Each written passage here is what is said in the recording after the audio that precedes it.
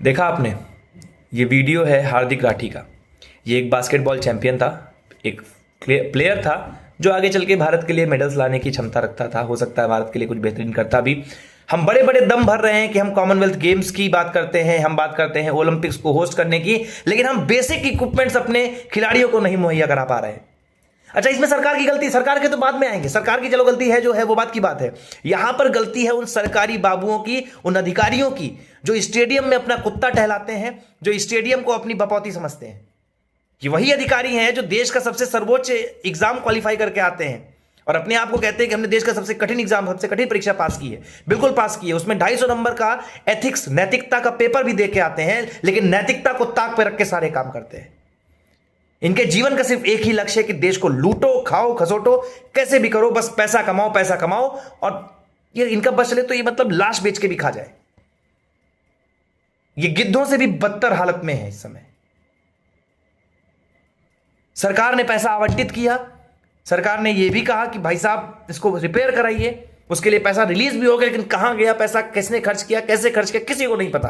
किसी के महल भर रहे हैं, किसी के घर में झूमर लग रहा है, किसी के घर में टाइल्स लग रहे हैं, लेकिन हमारे यहां खिलाड़ी बेमौत मर रहे हैं, हमारे यहां के लोग बेमौत मर रहे हैं।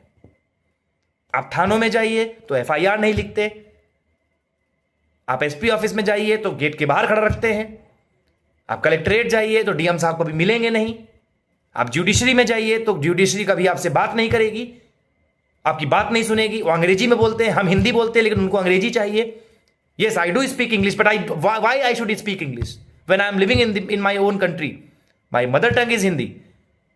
जब मेरी मातृभाषा हिंदी है तो मैं इंग्लिश में जाके क्यों अर्जी दायर करूं?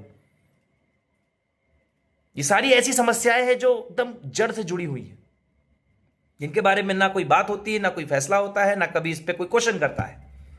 एक बच्चे की जान चली गई, अभी कुछ दिन हाय तौबा होगा, किसी एक अधिकारी को सस्पेंड कर दिया जाएगा, किसी को निलंबित कर दिया जाएगा, बात खत्म। लेकिन दिक्कत यह है कि हमारी जनता भी ये सवाल नहीं करेगी कि आखिर ये कब तक चलेगा।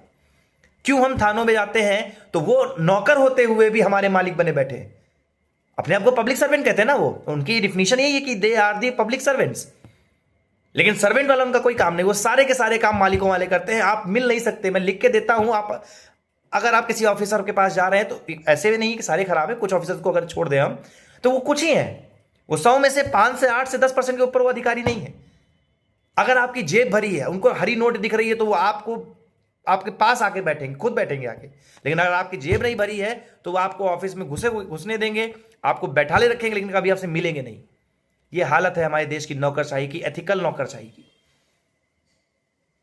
अगर आपके साथ भी ऐसा कोई वाकया हुआ है तो कमेंट बॉक्स में जरूर बताएं और साथ में मिलके इसके बारे में हम बात करते हैं। धन्यवाद।